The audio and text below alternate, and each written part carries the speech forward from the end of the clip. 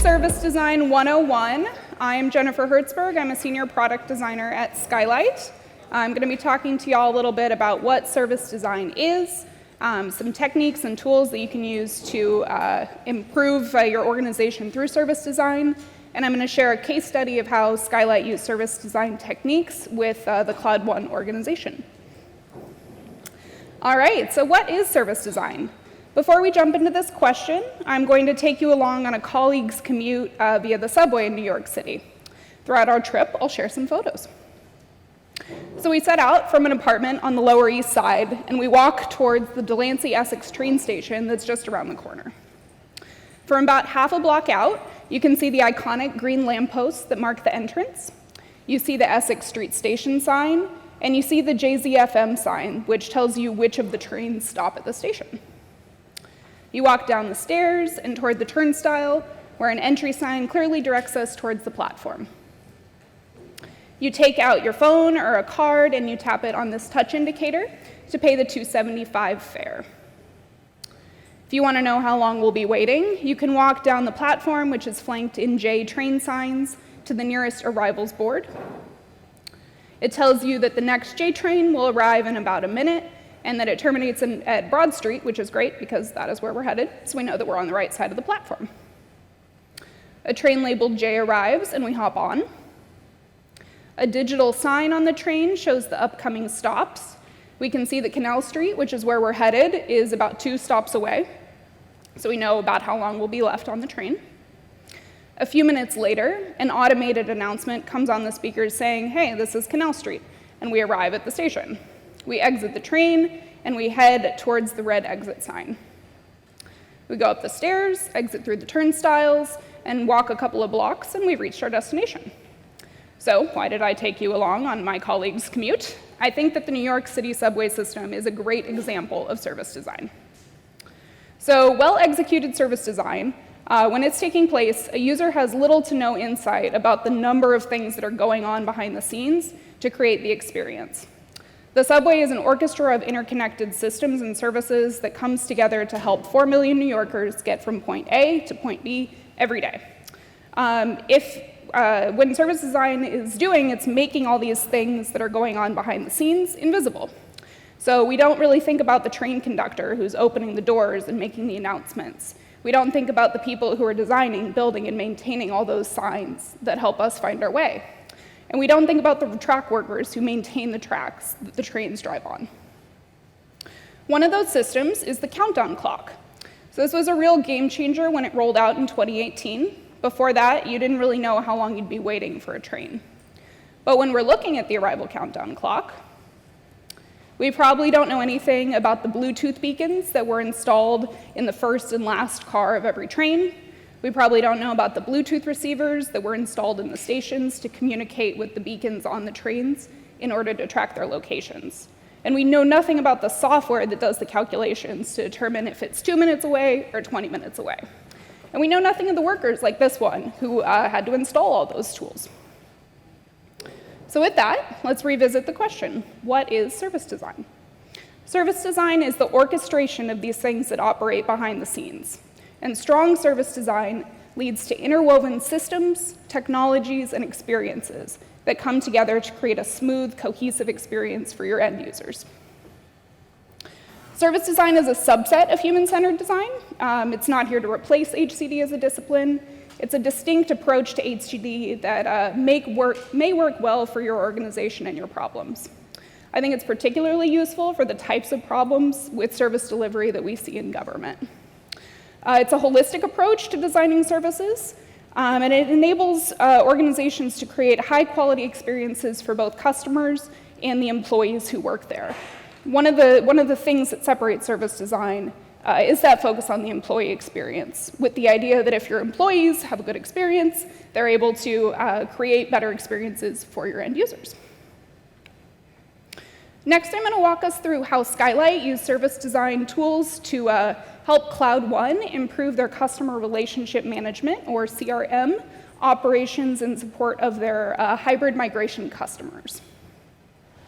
So Cloud One uses their CRM to help manage customer relationships throughout their migration process from outreach and engagement to contract award to go live, all the way to operations and sustainment. In this engagement, Skylight had a couple of objectives. The first was to improve the customer experience for organizations that were looking to move their apps onto Cloud One. And the second was to help the organization prepare for exponential demand in the coming years. To achieve these objectives, Skylight turned to a series of service design tools, frameworks, and workshops. So service design is a process, a set of methods, and principles that are pretty similar to product design. The difference is that instead of focusing in on one piece of technology, service design takes a more holistic approach that includes both the front stage, what the user sees, and the backstage, those behind-the-scenes organizational structures, kind of like the beacons that we were talking about earlier. We've probably all had a project suffer because our organization couldn't communicate well with itself. In service design, ideally you have someone who works on your product team, but works more broadly by taking a holistic approach that allows them to connect with others throughout the organization to affect things like policies and processes and maybe even legal change that may be needed to make long-sustaining improvements for your customers. How do you know when to reach for service design tools and frameworks?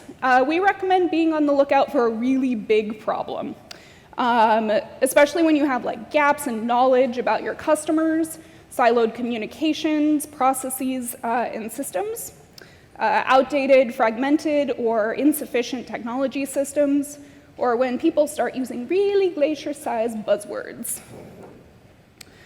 Here's one of the frameworks that Skylight likes to use to tackle these sorts of problems.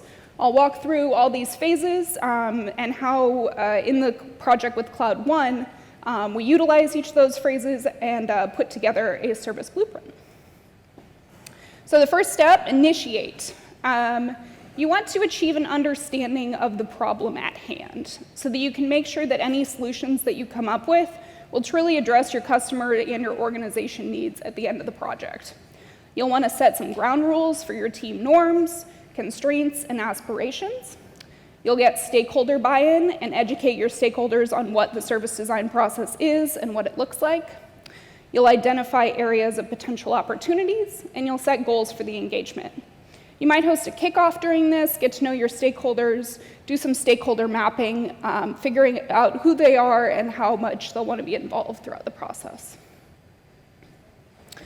After the kickoff with Cloud One, the Skylight team had a few goals. First was to identify pain points and form a comprehensive understanding of where Cloud One's customers were encountering difficulties and inefficiencies in the process. The second was to work with the Cloud One team to generate holistic solutions, considering any new tools that they might want to integrate into the process. And the third was to make data-driven decisions by collecting customer experience data to help Cloud One make really informed improvements to their internal processes. In the discover phase, we'll work on expanding. We want to add breadth and depth to our understanding of the problem space and build on things that we sort of had hunches about beforehand. We might do that through customer research, user research, stakeholder research, just getting to know the problem really, really well. We'll do some refining. We'll continue to iterate and work towards a shared point of view with our team. And we'll work on empathizing, building a deeper understanding of our users and becoming an expert on their needs and motivations.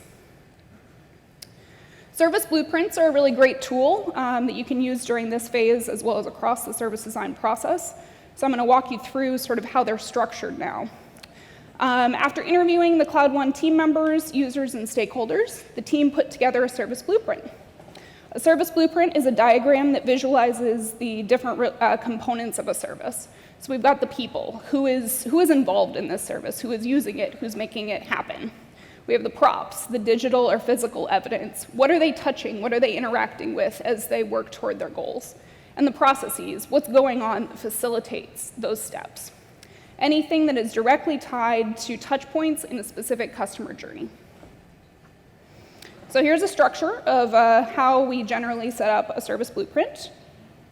But to help you understand how you might put one together for your project and how to utilize it once you make it, I'm going to walk through the Cloud One project service blueprint, and I'll explain sort of each chunk of it and how it was used.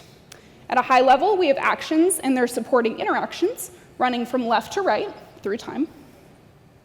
At the top, we have the user's journey. So we start out with the customer or the persona. Who's the one who is doing this action? More than just the end user, this might include anyone from the team who moves the journey forward, anyone in your services department, anyone who's working behind the scenes. Looking across Cloud One CRM journey, we see actions from their customers, the Cloud One factory team, the Cloud One contracting team, many others. Then we have the tasks or actions. This is what the person or people are generally typically doing in this scenario.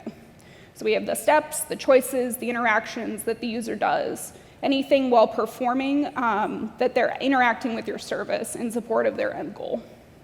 So for Cloud One, some of those were advertising activities that the team was taking to get the word out about Cloud One. We have orientation calls, getting to know the customer and their particular use case. App analysis process, getting to know the needs of the app that they were moving.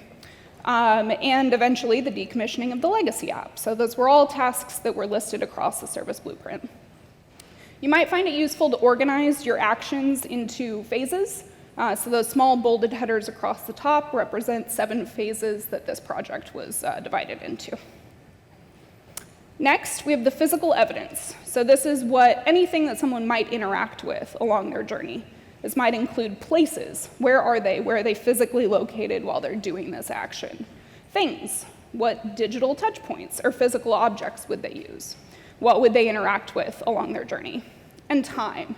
How long does it take for someone to complete each action? By figuring out all of these and mapping them out, it helps us ground ourselves by understanding the users in their real world environment. We get a better picture of what it is, where they're doing it, when they're doing it. For this one, we might see promos, slide decks, Jira tickets, emails, forms, that kind of thing. Then we have the line of interaction, which is this gray line running across the middle here.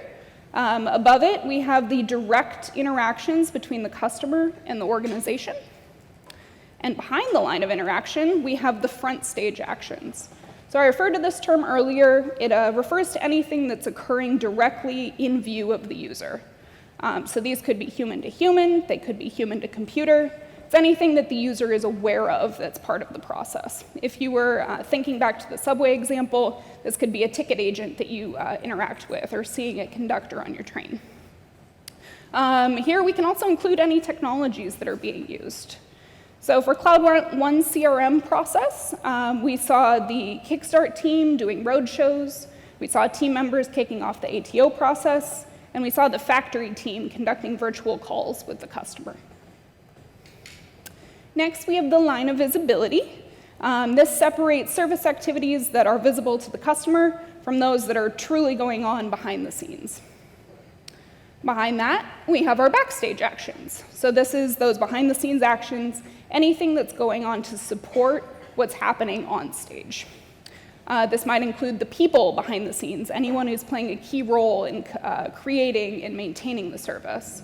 The policies, whatever rules or laws or any formal events that you might need to follow to get through this experience. And the systems, whatever physical or digital infrastructure you might be utilizing in your service. For Cloud One, some of the backstage activities included account creation, CAC authorization, contract modifications, those things that just go on to keep the service running. So once you've built that service blueprint, and once you've formed and mapped out a deep understanding of your service, it's time to strategize. Where do you start with your improvements? You've got a lot of stuff that you've mapped out. Where do we dive in? In this step, you might take a look back and look at your service blueprint and say, where are we seeing pain points in this process? Where might we see opportunities for improvement? So for the Cloud One project, the Skylight team took the initial service blueprint and hosted a solutions workshop with the Cloud One team. Following that workshop, there were 3 new types of information that were added to the bottom of the service blueprint. So we've got pain points. Where are the difficulties in this process? What customer needs are not being met by the current process? For Cloud One CRM process, some of those pain points were the amount of time the contracting can take and how opaque it can be in between the various steps, and confusion about the process and what's going on at each place. The team also added a section for inefficiencies and bottlenecks. So this is where places where something could be better about the given action. Some of the bottlenecks that were identified were there was only one person who was approving or denying the customer's app analysis plan, limited contracting resources, and a lack of standard architecture in Cloud One, things like common services, best practices, et cetera. Last, the team brainstormed some opportunities and solutions, asking what could we do to improve upon each step or each of these pain points. On this project, some of those included automating processes or tools based on key milestones, so monitoring the workflow, looking for keywords, and reaching out to customers when they're approaching a milestone. Implementing a new handoff checklist, and opportunities for improved customer education. So once you have those ideas, it's now time to experiment. You have to figure out what to build first.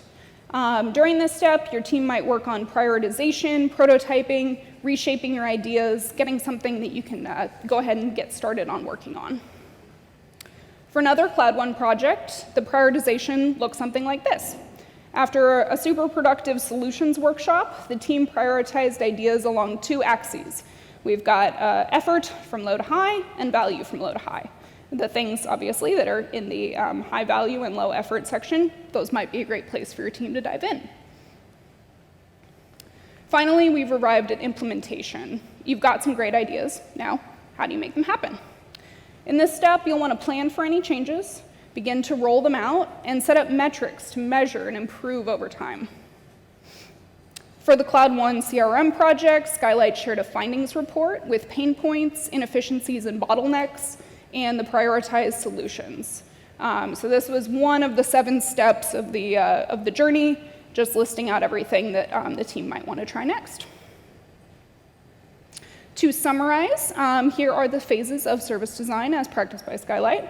We've got first step, initiate, where we're aligning on our problem space, figuring out our team's goals, our vision, what we want to get out of this project. We have the second step, discover.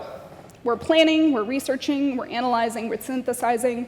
We're going to socialize our findings and our artifacts with our team so that everyone understands the research that's been done. Third, we have strategizing. We're going to generate solutions, prioritize them, plan for the future, and think about what you might want to build in the future, maybe even after this project is done. Time to think big.